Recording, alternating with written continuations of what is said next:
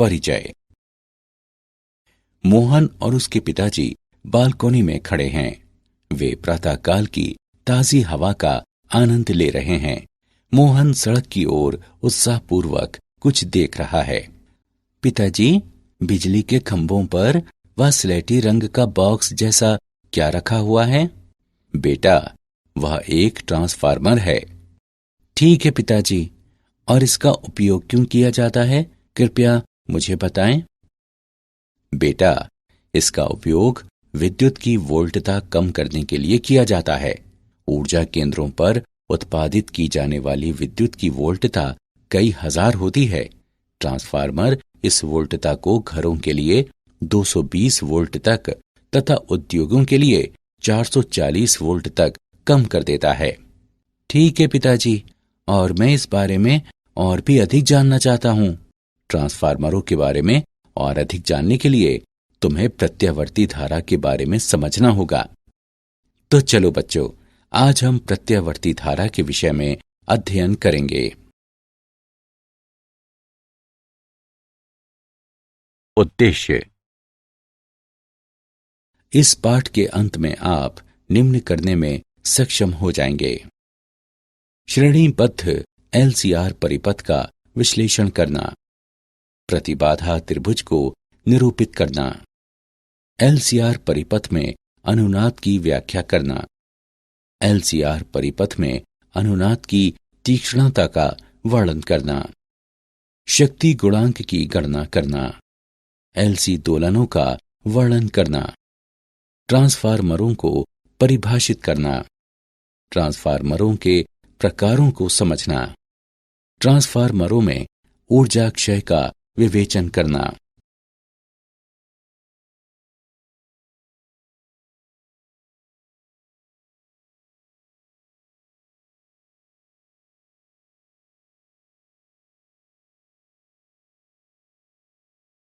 श्रेणीबद्ध एलसीआर परिपथ। एक परिपथ पर विचार करें जिसमें प्रतिरोध R का एक प्रतिरोधक, प्रेरकत्व L का एक प्रेरक और संधारिता C का एक संधारित्र एक AC स्रोत पर श्रेणी क्रम में संयोजित हैं। माना कि स्रोत वोल्टता Vm sin ओमेगा t के बराबर है। लूप पर किरचॉफ का नियम प्रयुक्त करने पर हम प्राप्त करते हैं कि V बराबर VR plus VL plus VC। ऊर्ध्व अक्ष पर किसी क्षण में VR का प्रक्षेप VR के बराबर होता है, जिसका अधिकतम मान Im और R का गुणनफल होता है। धारा फेजर I से पाई बटे 2 आगे फेजर VL प्रेरक पर वोल्टता प्रदर्शित करता है। किसी क्षण में ऊर्ध्व अक्ष पर इसका प्रक्षेप VL होता है, जिसका अधिकतम मान Im और XL का गुणनफल होता है। धारा फेजर I से पाई बटे 2 पीछे फेजर VC संधारित्र पर वोल्टता प्रदर्शित करता है। किसी क्षण में ऊर्ध्व अक्ष पर इसका प्रक्षेप VC होता है, जिसका अधिकतम मान Im और XC का गुणनफल होता है। अब हम वोल्टता फेजरों VR, VL और VC को सदिशीय रूप से जोड़ते हुए फेजर V प्राप्त करते हैं, जो परिपथ पर नेट वोल्टता दर्शाता है। V अधिकतम बराबर वर्गमूल VR अधिकतम वर्ग प्लस VC अधिकतम माइनस VL अधिकतम वर्ग। समकोण त्रिभुज नेट वोल्टता तथा कला कोण के अधिकतम मान का समीकरण प्रदान करता है। tan phi बराबर VC अधिकतम माइनस VL अधिकतम बटे VR अधिकतम। ओम का नियम प्रयोग करने पर हम पाते हैं कि Vm बराबर Im गुणे वर्गमूल R वर्ग प्लस XC माइनस XL वर्ग। हम परिपथ की प्रतिबाधा वर्गमूल R वर्ग प्लस XC माइनस XL वर्ग के रूप में प्राप्त करते हैं।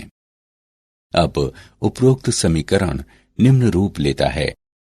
Vm बराबर Im और Z का गुणनफल। हम इस समीकरण को निम्न रूप में भी लिख सकते हैं, Im बराबर Vm बटे Z या I RMS बराबर V RMS बटे Z। श्रेणीबद्ध LCR परिपथ का फेजर चित्र। हल। परिपथ के सभी बिंदुओं पर तात्क्षणिक धारा का मान समान रहता है। I बराबर Im sine omega t plus phi, जहां फाई स्रोत पर वोल्टता तथा परिपथ में धारा के बीच कला अंतर है। तीनों घटकों पर तात्क्षणिक वोल्टता के तात्क्षणिक धारा से निम्न कला संबंध होंगे। प्रतिरोधक VR पर तात्क्षणिक वोल्टता तात्क्षणिक धारा I के साथ कला में है। प्रेरक VL पर तात्क्षणिक वोल्टता धारा I से पाई बटे 2 आगे है। संधारित्र VC पर तात्क्षणिक वोल्टता धारा I से पाई बटे 2 पीछे है। प्रतिबाधा त्रिभुज। प्रतिबाधा त्रिभुज का उपयोग प्रतिबाधा की गणना करने के लिए किया जा सकता है। जब प्रतिरोध, प्रेरकत्व तथा संधारिता सभी परिपथ में उपस्थित हों और प्रेरक प्रतिघात तथा धारिता प्रतिघात के बीच का अंतर कुल प्रतिघात हो। Z बराबर वर्गमूल R वर्ग प्लस XC माइनस XL वर्ग। विकर्ण रूप में प्रतिबाधा Z के साथ समकोण प्राप्त होता है। राशि XL माइनस XC परिपथ का प्रतिघात कहलाती है, जिसे X से निर्दिष्ट किया जाता है। tan phi बराबर XC माइनस XL बटे R। LCR परिपथ में अनुनाद। अनुनाद ऐसे निकायों में घटित होता है जिनमें किसी विशिष्ट आवृत्ति से दोलन करने की प्रवृत्ति होती है। जब इस प्राकृतिक आवृत्ति के एकदम बराबर आवृत्ति वाला एक आवधिक बाह्य बल इस निकाय पर लगाया जाता है।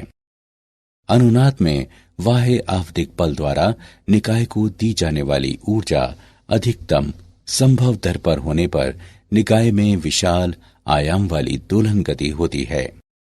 आवृत्ति ओमेगा नॉट जिस पर धारा आयाम अधिकतम हो जाता है, परिपथ की अनुनाद आवृत्ति कहलाती है।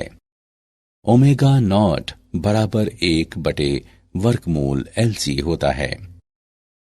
अनुनाद में धारा दोलनों का आयाम पूरी तरह से प्रतिरोध R द्वारा निर्धारित किया जाता है।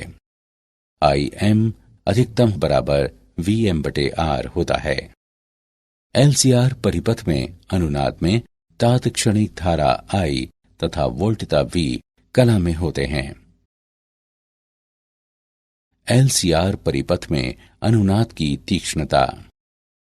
वैद्युतिक अनुनाद पर प्रतिरोध का प्रभाव अनुनाद वक्र की तीक्ष्णता को क्षीण करता है।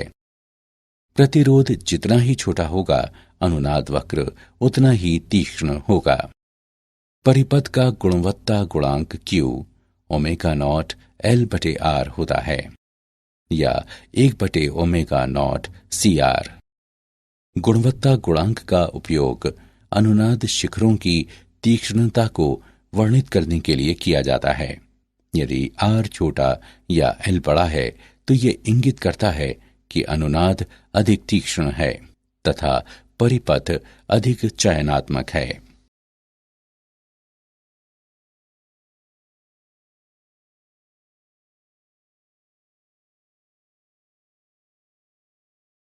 उदाहरण। आइए LCR परिपथ में अनुनाद का एक उदाहरण देखें। LCR परिपथ की श्रेणी की अनुनाद आवृत्ति और Q गुणांक ज्ञात करें, जहां L बराबर 3 हेनरी, C बराबर 27 माइक्रोफेराड तथा R बराबर 7.4 ओम है। परिपथ की पूर्ण चौड़ाई अधिकतम आधे तक कम करते हुए इसकी तीक्ष्णता गुणांक 2 तक बढ़ाना अपेक्षित है। आइए इसका हल देखें। दिए गए मान हैं L बराबर 3 हेनरी, C बराबर 27 गुणे 10 की घात -6 फैराड, R बराबर 7.4 ओम। हम जानते हैं कि अनुनाद आवृत्ति 1/वर्गमूल LC होती है। अब मानों को रखते हुए हम अनुनाद आवृत्ति 111 रेडियन प्रति सेकंड प्राप्त करते हैं।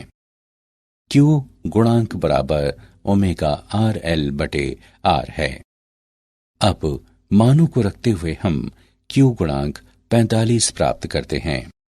चूंकि Q R के व्युत्क्रमानुपाती है, इसलिए Q को दोगुना करने के लिए R को आधा होना चाहिए।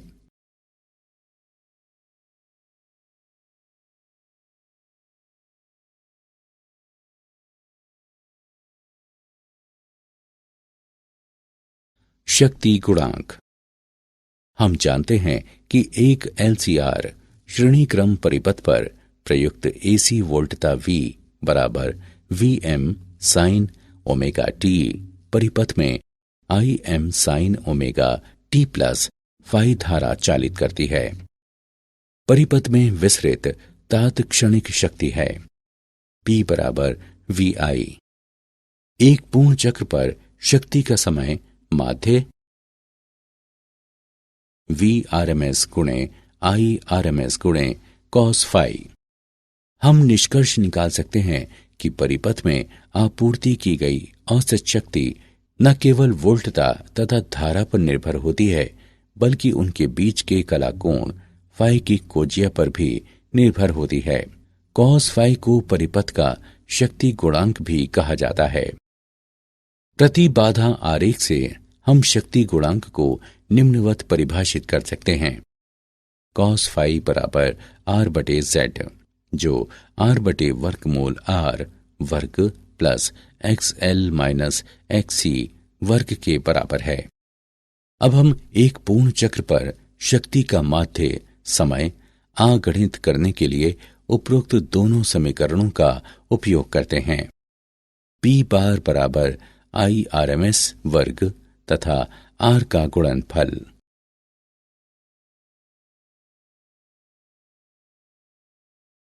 विभिन्न परिपथों में शक्ति गुणांक। प्रकरण 1, प्रतिरोधकीय परिपथ। यदि परिपथ में केवल प्रतिरोधक है तो फाई बराबर 0, cos फाई का मान बराबर 1। इसमें अधिकतम शक्ति क्षय होती है।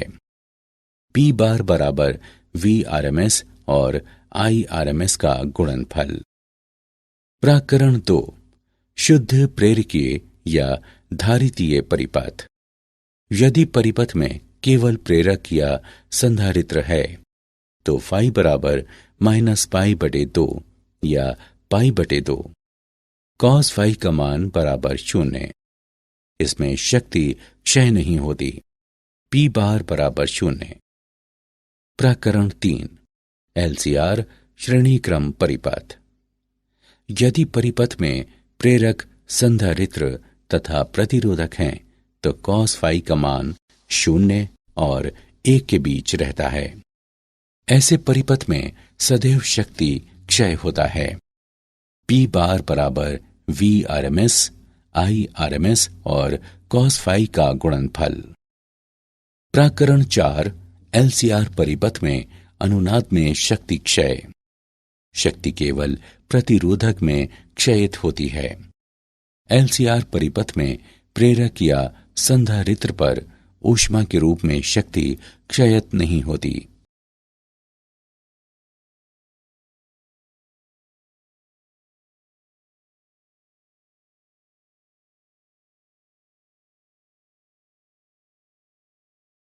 LC दोलन। हम मानते हैं कि आरंभ में LC परिपथ के संधारित्र C पर आवेश Q होता है और प्रेरक में धारा I 0 होती है। उस समय संधारित्र के वैद्युतिक क्षेत्र में संचित ऊर्जा UE होती है तथा प्रेरक में संचित ऊर्जा UB 0 होती है। संधारित्र अब प्रेरक के माध्यम से निरावेशित होना आरंभ हो जाता है। धारा वामावर्त प्रवाहित होनी आरंभ हो जाती है। संधारित्र पर आवेश घटता है, लेकिन प्रेरक के चुंबकीय क्षेत्र में ऊर्जा बढ़ जाती है। ऊर्जा संधारित्र से प्रेरक में स्थानांतरित की जाती है। संधारित्र में संचित ऊर्जा पूर्ण रूप से प्रेरक के चुंबकीय क्षेत्र में स्थानांतरित कर दी जाती है। इस चरण में प्रेरक में धारा का मान अधिकतम हो जाता है। अब प्रेरक से ऊर्जा का प्रवाह वापस संधारित्र की ओर बहने लगता है, क्योंकि विद्युत क्षेत्र पुनः बन जाता है। प्रेरक से संधारित्र की ओर समस्त ऊर्जा का स्थानांतरण होता है।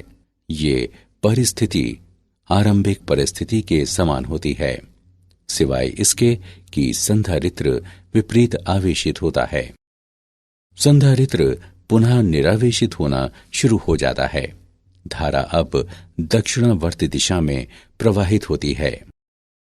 संधारित्र में संचित समस्त ऊर्जा प्रेरक के चुंबकीय क्षेत्र पर स्थानांतरित कर दी जाती है। ऊर्जा अब प्रेरक से वापस संधारित्र की ओर प्रवाहित होने लगती है।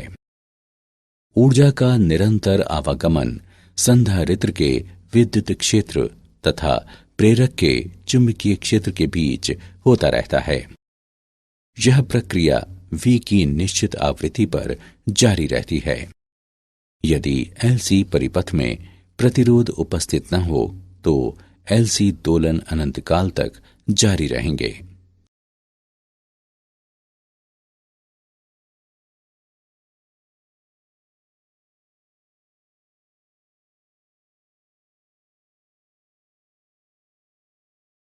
ट्रांसफार्मर।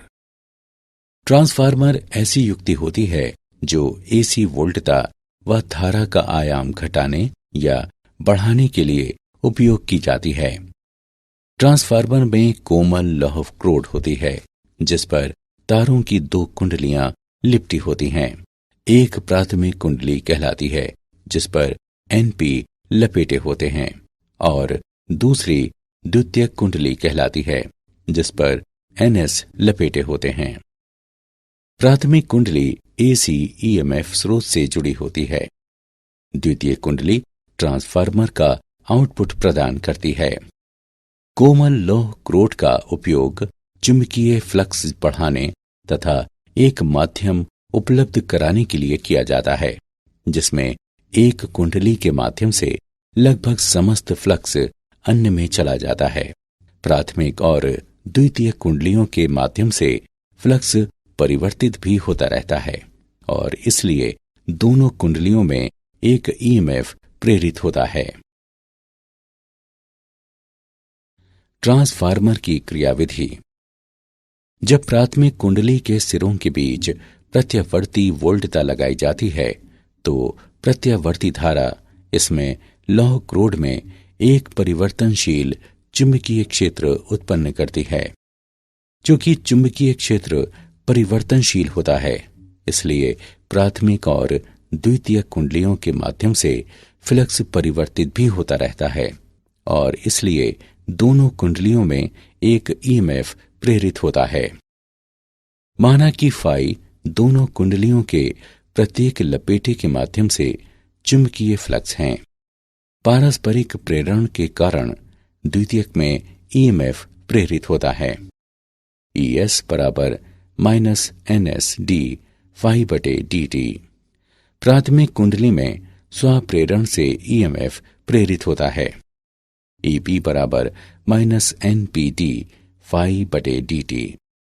अब दोनों समीकरणों को विभाजित करने पर हम पाते हैं कि ES बटे EP बराबर NS बटे NP।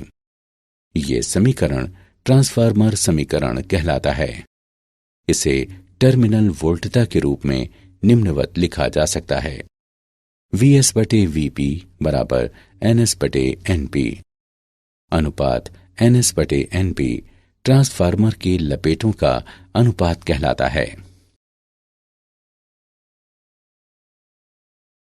ट्रांसफार्मरों के प्रकार। ट्रांसफार्मर दो प्रकार के होते हैं। उच्चाई ट्रांसफार्मर, जब द्वितीयक वोल्टता प्राथमिक वोल्टता से उच्चतर होती है तो ऐसा ट्रांसफार्मर उच्चाई ट्रांसफार्मर कहलाता है।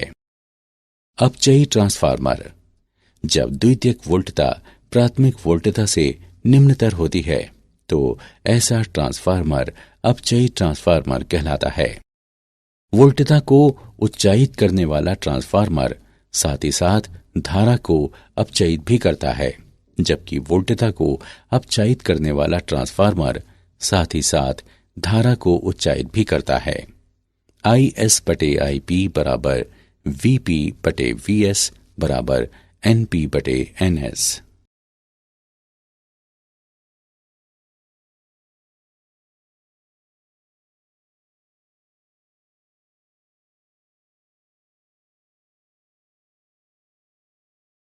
ट्रांसफार्मर के अनुप्रयोग। तारों के माध्यम से विद्युत ऊर्जा का लंबी दूरियों तक संप्रेषण करने से पहले वोल्टता बढ़ाने के लिए इसका उपयोग किया जाता है। ये विद्युत आपूर्ति उद्योग के आधार हैं, जिनके कारण मांग क्षेत्रों से सुदूर स्थित क्षेत्रों में विद्युत उत्पादन संभव हो पाता है। निम्न वोल्टता परिपथों वाले विद्युत उत्पादों के अनुसार उपयुक्त स्तर तक आपूर्ति वोल्टता को कम करने के लिए इनमें ट्रांसफार्मरों का काफी उपयोग किया जाता है। आवर्धकों के स्तर युग्मित करने के लिए और माइक्रोफोन व रिकॉर्ड प्लेयर जैसी युक्तियों को आवर्धकों के इनपुट से मिलान कराने के लिए सिग्नल तथा ऑडियो ट्रांसफार्मरों का उपयोग किया जाता है।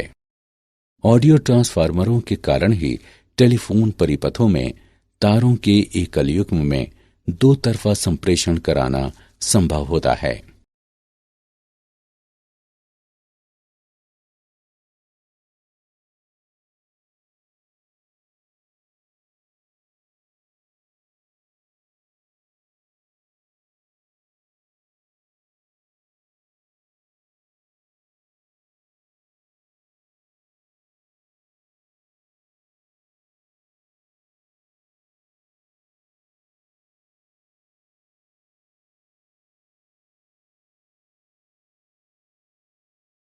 ट्रांसफार्मर में ऊर्जा क्षय।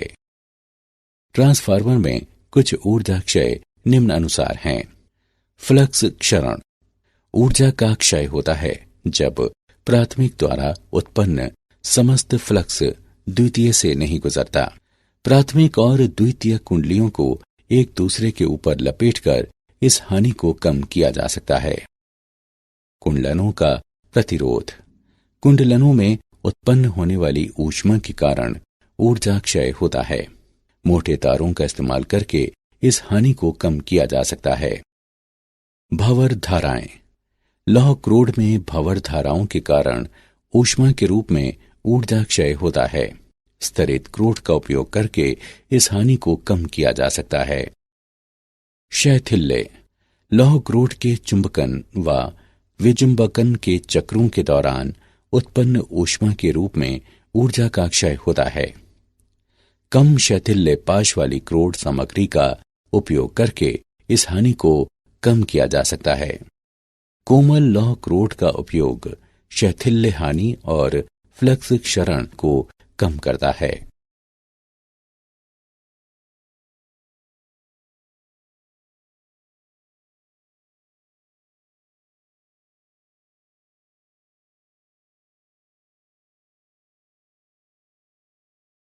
क्या आप जानते हैं समानांतर अनुनाद परिपथ का उपयोग रिजेक्टर या फिल्टर परिपथ के रूप में किया जा सकता है। रेडियो ट्रांसमीटरों में ऐसे परिपथ उपयोग किए जाते हैं।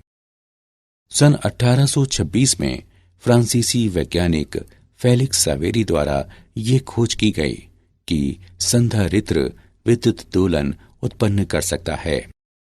रेडियो आवृत्ति ट्रांसफार्मरों को उच्च आवृत्तियों की संकीर्ण परास में दक्षतापूर्वक प्रचालन करने के लिए डिजाइन किया जाता है।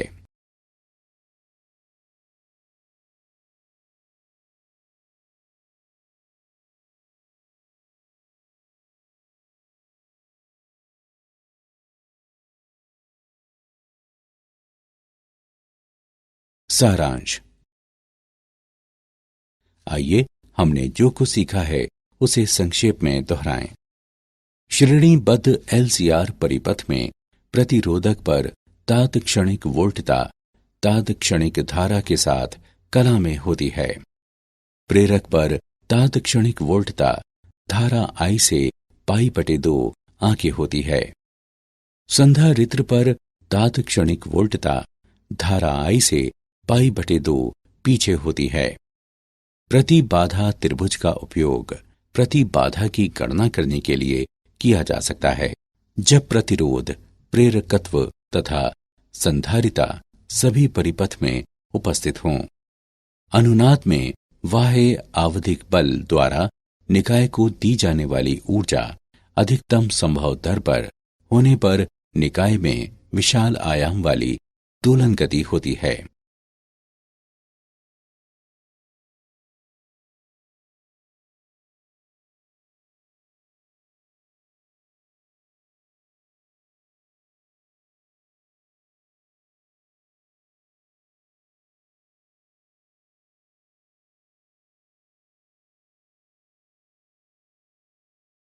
एलसीआर परिपथ में अनुनाद में तात्क्षणिक धारा I तथा वोल्टता V कला में होते हैं।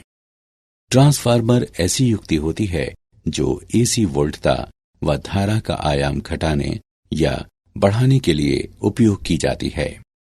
ट्रांसफार्मर में कुंडलनों में उत्पन्न होने वाली ऊष्मा के कारण ऊर्जा क्षय होता है।